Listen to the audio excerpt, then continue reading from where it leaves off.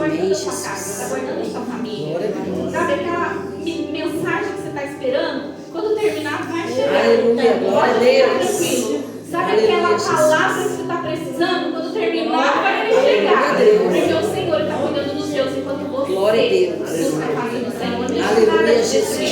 Não deixa nada roubar o que Deus está entregando aqui. Glória a Deus. Aleluia. Aleluia, Deus.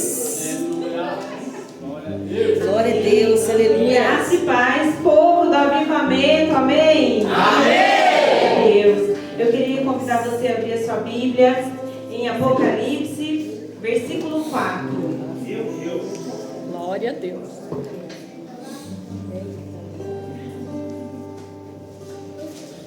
Quem achou, diga eu sou 12. Eu sou 12. Quem não achou, diga espere por mim.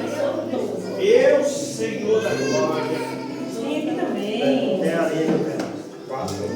Diz assim: a visão da majestade de Deus. Depois dessas coisas, olhei e eis que estava uma porta aberta no céu. E a primeira voz, que como uma trombeta ouvira falar comigo, disse: sobe aqui, mostrar-te-ei as coisas que depois destas devem acontecer. E fui logo arrebatado no espírito, e eis que um trono estava posto no céu, e um assentado sobre o trono. E o que estava assentado era na aparência semelhante à pedra de jaspe e à sardônica. E o arco celeste estava sobre ao redor do trono, e parecia semelhante à esmeralda. E ao redor do trono havia 24 tronos. E via sentado sobre os 24 tronos anciões vestidos de vestes brancas, e tinham sobre a cabeça coroas de ouro. E do trono saíam relâmpagos e trovões e vozes. E diante do trono ardiam 7 lâmpadas de fogo, a quais são os 7 Espíritos de Deus. E havia diante do trono um mar de vidro semelhante ao cristal. E no meio do trono e ao redor do trono 4 animais cheios de olhos, diante e por detrás deles.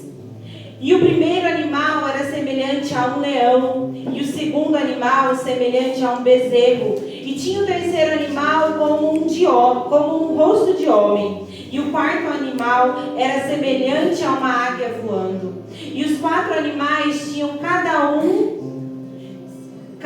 de perse 6 asas, e ao redor e por dentro estavam cheios de olhos, e não se cansavam nem de dia e nem de noite, dizendo: Santo, Santo, Santo é o Senhor Deus, o Todo-Poderoso, que era, que é e que há de vir. E quando os animais davam glórias e honra e ações de graças ao que estava sentado sobre o trono, ao que vive para todos sempre. E os 24 anciões prostravam-se diante do que estava sentado sobre o trono, e o adorava, e o que vive para todos sempre, e lançavam suas coroas diante do trono, dizendo: digno és o Senhor de receber glória e honra e poder, porque tu criaste todas as coisas, e por tua vontade são e foram criadas. Amém. Toma o teu assento no teu lugar. Feche os teus olhos, olhe comigo.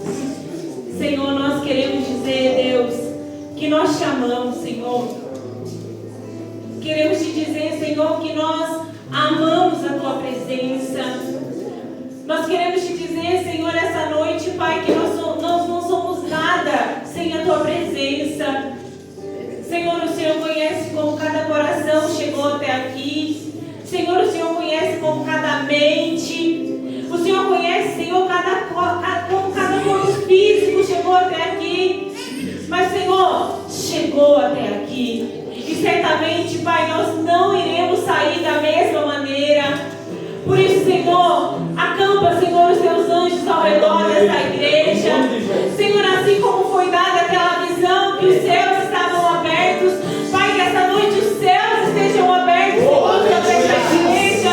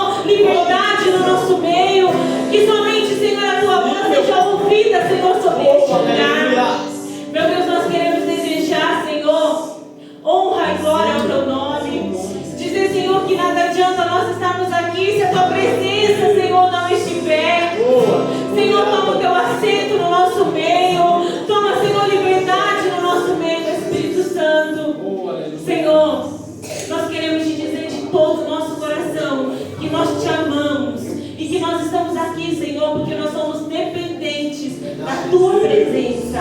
Amém e amém. Glória a Deus. Aplauda o Senhor.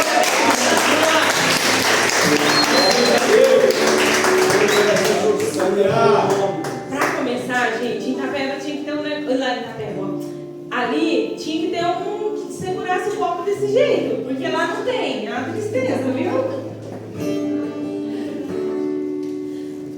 Esse tema que fala acerca de atraindo a presença de Deus. Hoje, o Senhor ministrou no meu coração acerca de ser através da adoração. Amém? Quem me conhece, gente, sabe que eu gosto muito de louvor. Os levitas ficam doidinhos porque eu fico pedindo, do nada eu troco a música e do nada eu peço para tocar a mesma música. Eu sou dessas que sabe quando tá lá e eu, vai mais uma. Adoro, eu amo. Sabe? Muito bem. É que não tinha ninguém na igreja. Não tinha ninguém na igreja. Aí é assim, não é? Não tem tu, vai tu mesmo, né? Eu amo escutar o louvor. Gente, porque é verdade, não é? O louvor é uma oração. Muitas das vezes a gente não sabe nem o que dizer e aí a gente só louva, não é? Ou muitas vezes a gente não está encontrando palavras para expressar ao Senhor o que a gente está sentindo e o louvor consegue ali transmitir aquilo que você está sentindo para Ele. Então, sem dúvida, a adoração é algo que nos aproxima do Senhor em louvor. Mas existe uma diferença entre música, louvor e adoração, amém? Porque a música, ela é versos com, como que chama, gente? Melodia. Versos e melodias dá uma música. Isso é uma música. O louvor, ele é destinado a Deus. Toda honra, todo louvor e toda glória seja dada a Deus. Há pessoas, hoje é muito moda, não é? Infelizmente, de perceber, de repente, uma pessoa cantando um louvor, não é? Fala assim, não, parece que você nem sabia que essa pessoa era crente, mas está cantando um louvor. Ou até músicos seculares cantando um louvor. Isso não quer dizer que quando eu estou cantando um louvor, eu estou adorando a Deus. Porque a adoração, ela é em espírito e em verdade. Porque quando eu oro, a oração, ela é o ato de eu orar e eu ter uma ação. E toda vez que eu oro, eu preciso ter uma ação. Por exemplo, existe a reza, não existe? Que é ali algo programado, né? Que todo dia é algo escrito e aí a pessoa repete, isso é uma reza, porque é algo repetido. Muitas das vezes não é uma oração, por quê? Porque não é colocado em prática. Não é em espírito e em verdade, porque a pessoa nem sabe muitas vezes. É algo no automático que acontece muitas das vezes. Muitas das vezes até com a gente, quando a gente está louvando e não adorando a Ele. Então todas as vezes que eu vou orar, eu preciso, toda vez que eu entendo que eu estou orando, eu preciso orar e eu movimentar sobre aquilo. Eu preciso orar e entrar em uma ação. Eu oro, mas eu acredito, eu oro e eu me movo sobre aquilo que eu estou orando. Eu acredito naquilo que eu estou orando. Então isso é uma oração. E aí, quando eu faço um louvor em espírito e em verdade, eu torno isso uma adoração ao Senhor. Existem algumas estratégias do diabo, que uma delas é roubar a nossa adoração ao Senhor. Porque muitas das vezes parece que está louvando, mas está adorando em espírito e em verdade. Muitas das vezes não. Muitas das vezes a nossa alma, muitas das vezes nosso coração está em conflitos, em frustrações, e nós somos roubados. E a primeira coisa que o diabo faz é roubar a nossa adoração. Porque quando a gente não está em espírito e em verdade com Ele, a gente não escuta Ele. A gente não nos move com Ele. Sabe quando, quem nunca, não é? Orou, Deus me dá uma direção, e aí às vezes a gente até chora e clama, não é? Mas de repente a gente sai dali já com um plano firmado do que a gente vai fazer. Não estávamos adorando. Porque quando a gente adora, a gente está em espírito e em verdade, e a gente precisa ser sensível a ouvir a voz dele. E uma das maiores estratégias do diabo é roubar a nossa adoração. lá em Atos 16, 25, 40, conta a história que Paulo e Silas estavam na prisão, amém? Todos conhecem a história? Amém. Paulo e Silas estavam ali presos, e a Bíblia relata que à meia-noite eles estavam orando e louvando ao Senhor. E é tão forte e lindo de imaginar que alguém à meia-noite, gente, quando a gente ainda está em um movimento, em um ambiente agitado, talvez a gente chegue até meia-noite, talvez agitado também, não é? Mas a meia-noite quer dizer o fim de um dia, o fim de, imagina só uma pessoa presa, ou talvez imagine você hoje, talvez hoje você se encontre assim, presa em uma situação, e aí quando da meia-noite acabou o dia, ele se encontra na mesma situação. É desesperador, não é? Muitas das vezes você pensa assim, acabou o dia e nada aconteceu.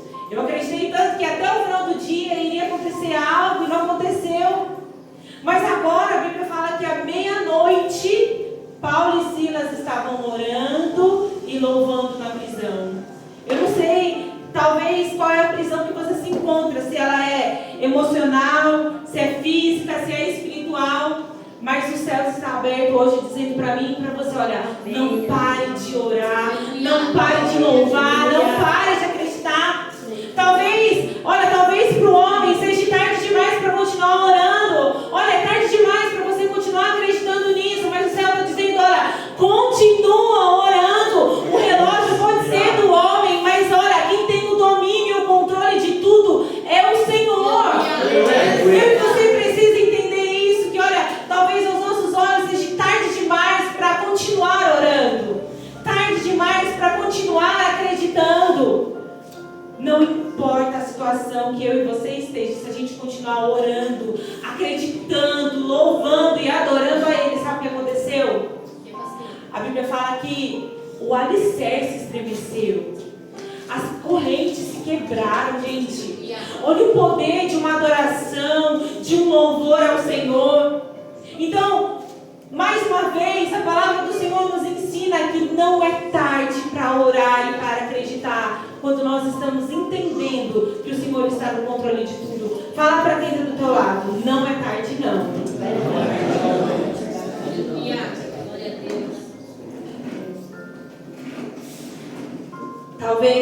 Talvez você fale, olha pastora, eu me encontro numa prisão, parece.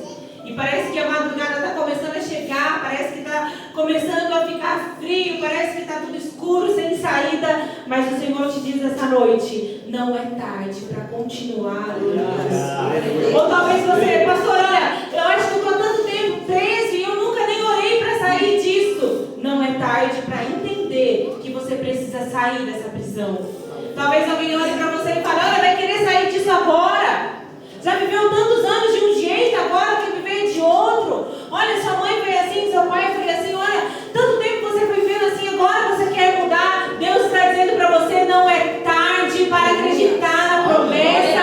Não é tarde para acreditar que Ele pode mudar tudo de repente. Porque a Bíblia diz que foi de repente, pastor. De repente o alicerce estremeceu. De repente tudo vai começar a estremecer aí, tudo vai começar a mudar de lugar. Mas é o Senhor colocando tudo no lugar.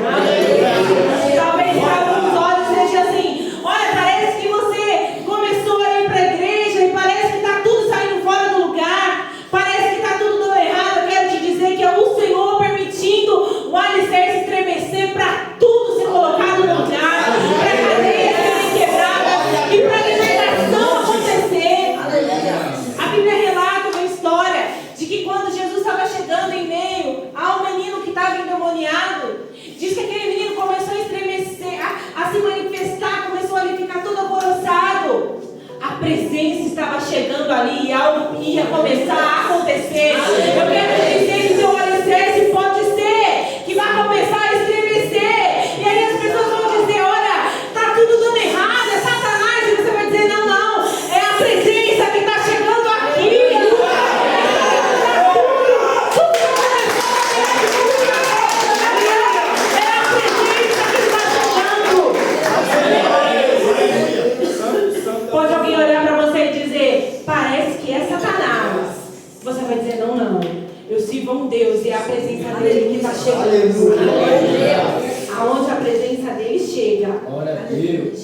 o inferno tem que bater em retirada.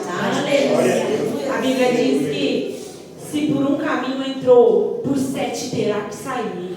Mas não irá permanecer como está, em nome de Jesus. Existe uma promessa. Fala para quem está do teu lado. Existe uma promessa. Sabe qual é a promessa? Lá em Atos 1:8 diz assim: mas receberei o Espírito Santo, que há de vir sobre vós, e sereis testemunhas, tanto em Jerusalém como em toda a Judeia e até os confins da terra. Assim que Jesus havia partido, voltado para o céu, existiu uma promessa em Atos. E a Bíblia fala assim: olha, o Senhor falou: recebereis o Espírito Santo, sereis a minha testemunha.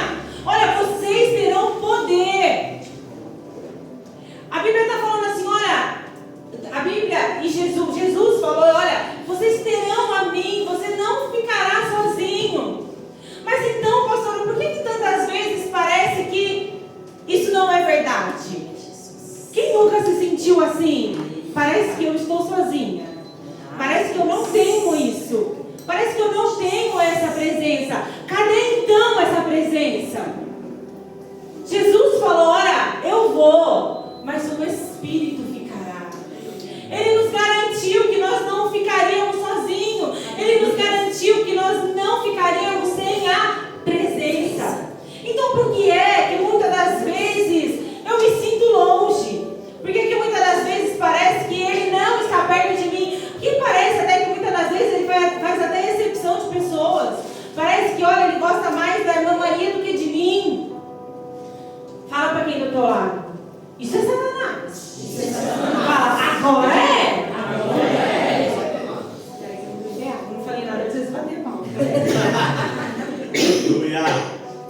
Glória a Deus. A primeira coisa que o diabo sopra em todo o tempo para nós é que existe uma distância. Em todo momento ele vai soprar situações e coisas na nossa mente, no nosso coração, de que existe uma distância e de que a palavra de Deus é uma mentira, porque Ele é mentiroso. Então, em todo tempo, tudo que Ele vai fazer é mostrar que a palavra de Deus é uma mentira. Mas acontece que quando Ele sopra sobre nós, olha, existe uma distância, não é verdade, olha, Ele está longe. Nós precisamos nos lembrar de Atos que diz: olha, recebereis o Espírito Santo. E aí existe a promessa de Jesus falando: eu vou, mas o meu Espírito ficará. Em todo tempo Ele nos fala que nós não ficaríamos sozinhos. Em Marcos 15, 37 e 40 diz assim: e Jesus, dando um grande brado, expirou. Então o véu do templo rasgou-se em 2 partes, do alto a baixo. Agora em Marcos diz assim: olha, o véu se rasgou, não existe distância, nada nos separa. Olha, nada nos separa dele, nem a morte, nem a vida, nem o que veio, nem o que irá vir. Nada nos separa dele, o véu foi rasgado, não existe distância. Mas existe uma coisa, uma única coisa. Não é a voz de Satanás, não é o que ele diz, não é nada. Sabe o que é? É o pecado. É a única coisa que nos afasta da presença de Deus. Mas mesmo assim, fala assim comigo: graças pela sua misericórdia. Porque Ele é misericordioso. Porque ainda assim, quando nós nem merecemos, Ele ainda insiste em nós. Porque nós acabamos de falar acerca de Paulo e Silas. Paulo e Silas, que eles estavam debaixo da vontade de Deus. Eles estavam numa prisão, debaixo da vontade de Deus. Como é difícil entender isso, não é? Como é difícil entender que muitas das vezes nós vamos passar por algumas situações, muitas prisões decisões e Deus está permitindo. E eu quero te dizer que quando Deus permite, Deus não perde o controle. Só que existe outra história acerca de Elias. Que Elias não foi levado a uma caverna, Elias decidiu ir a uma caverna.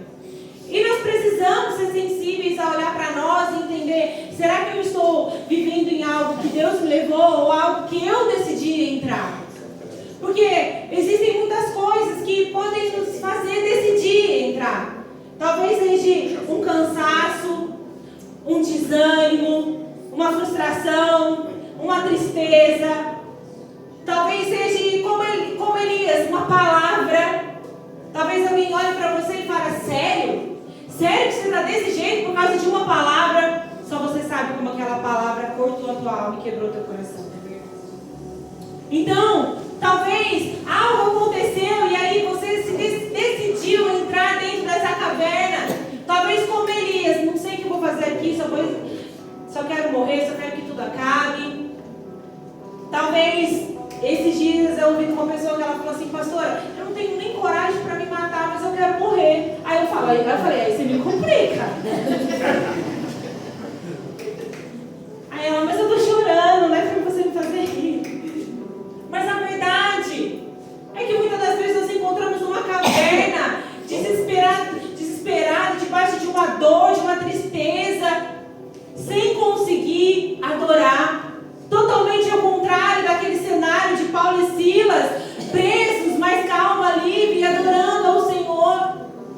Talvez hoje você se encontre dentro de uma caverna, porque decidiu entrar dentro dessa caverna, porque, olha pastora, eu tenho meus motivos, eu tenho as minhas razões, eu decidi entrar ali. Fala para quem está do seu lado a frase aqui, né? Fala assim para ele, se você estiver cansado, só descansa. E se você estiver machucado, eu estou aqui. Agora abraça essa pessoa que está do seu lado para ela ver que é verdade isso. Aí, ficou sem abraço. Levanta para dar abraço nele. Levanta para dar abraço nela.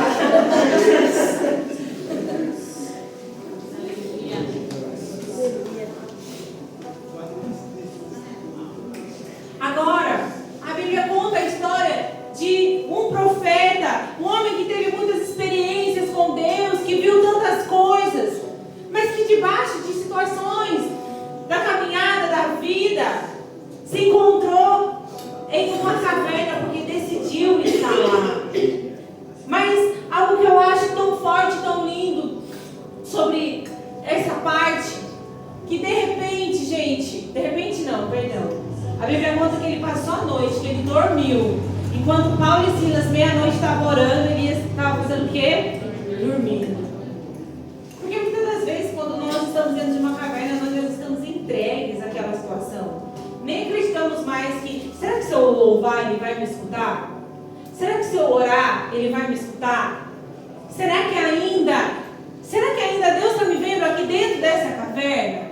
Será que se eu ainda me mover, será que Ele sabe que eu estou aqui?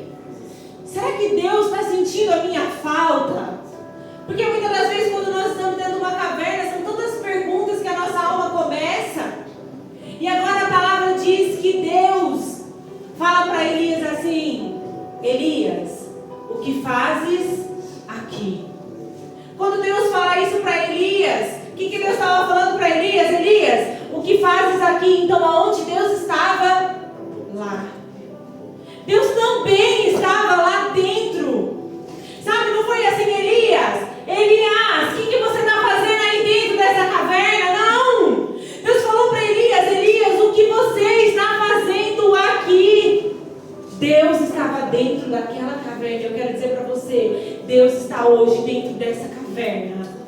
Deus está dizendo para você o que é que você está fazendo aqui. Eu estou aqui, mas aqui não é o nosso lugar. O nosso lugar é fora dessa caverna. Eu quero dizer para você que o seu lugar é fora dessa caverna. O teu lugar não é dentro. Sabe, desacreditado, desacreditada de que as promessas vão acontecer, desacreditado de que algo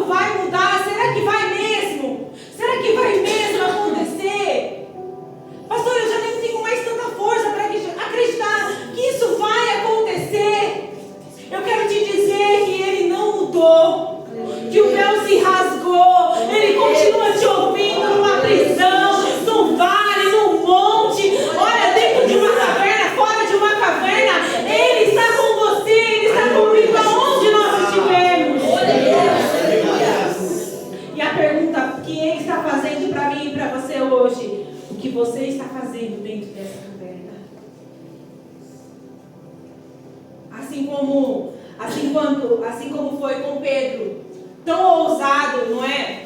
Que estava lá, caminhando sobre as águas, ao encontro de Jesus, ficou com medo. Tão lindo também de ver, gente, Jesus não chamou ele, Jesus não pegou no colo, Jesus não gritou para ele, sai, olha, não. A Bíblia diz que ele estendeu a mão e tirou Pedro. Ele também estava do lado. Ele sempre está comigo, ele sempre está com você. Fala para quem está do seu lado, ele sempre esteve com você. Mas existe uma escolha. Porque ele já mostrou, olha, eu estou com você aonde você estiver. Mas existe um limite em tudo. E hoje o Senhor fala para mim e para você, decida sair. Porque se você sair, eu vou continuar com você. Fala de novo para quem está do seu lado. Existe uma promessa. Existe uma promessa. Depois de ter recebido essa promessa que a gente acabou de ler lá em Atos, então os apóstolos, eles estavam cheios da presença, cheios do Espírito. Eles se tornaram então testemunhas. Porque é muito melhor do que você subir no altar e você falar sobre as coisas que a Bíblia diz. É tão bom falar assim, ó, eu sou testemunha, hein? Eu vi aquilo acontecendo. Ou olha, eu sou testemunha porque eu vivi isso. Então agora, a palavra do Senhor nos diz, olha, vocês receberão a presença e serão ainda minhas testemunhas. Vocês não vão só falar dos céus e daquilo que o céu pode fazer, vocês também vão viver milagres. Eu quero dizer que nós seremos uma igreja que falaremos do céu, mas que também viveremos o céu aqui na terra. Também viveremos milagres. Eu já falei algumas vezes sobre isso. Um dia eu estava conversando com uma pessoa e aí ela estava falando que queria muito que Jesus voltasse e não sei o que do céu, e ai, meu sonho é que Jesus voltasse. E aí ela começou a falar muito como Jesus voltasse. Ela começou a falar meio com um nó na garganta, meio de choro. Eu comecei a falar com ela, e aí eu comecei a perguntar como estava a vida dela e foi puxando, né, assunto. A vida dela estava completamente frustrada. E sabe o que é a única coisa que ela guardava no coração? O céu. Eu não vejo a hora que Jesus voltar. Resumindo, se Jesus voltar, sabe o que acontece? Minha dor acaba, minha frustração acaba.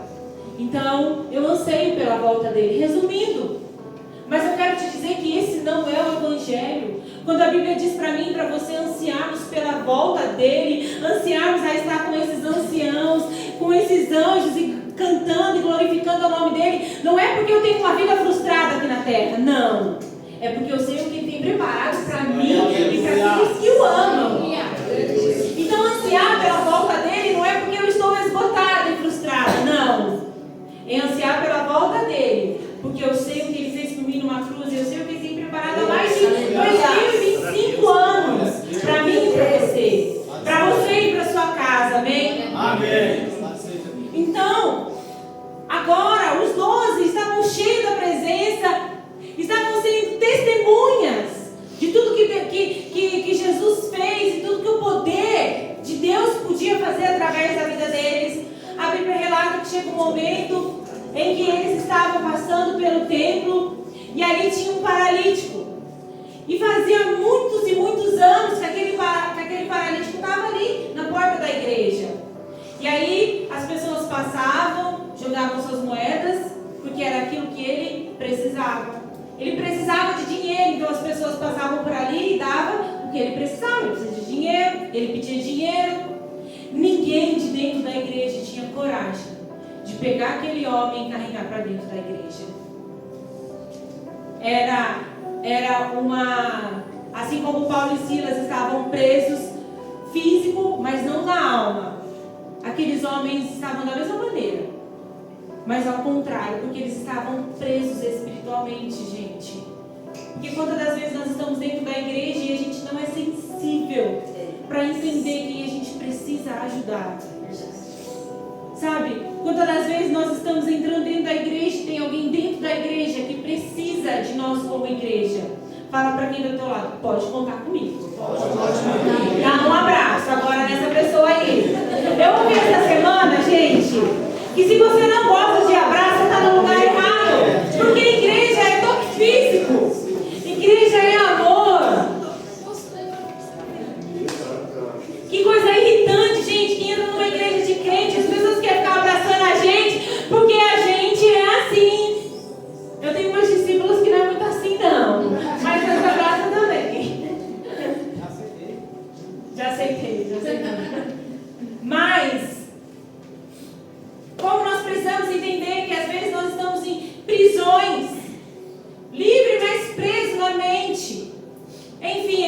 estava lá há muitos anos, gente, parado em frente aonde? A casa do Senhor. Então, Pedro e João, né? Chega lá, olha para aquele paralítico e o que ele precisava, ele pediu, o que ele pediu? Dinheiro. E aí, eles pegam, olham para aquele homem. Gente, imagina uma pessoa que está há anos. Ele está vivendo uma situação de humilhação, uma situação de vergonha. Ele nem olha mais para o alto, ele vai olhando só para o chão mesmo, porque as nossas tristezas, nossas não, está amarrado, né? As tristezas nos fazem assim, não é?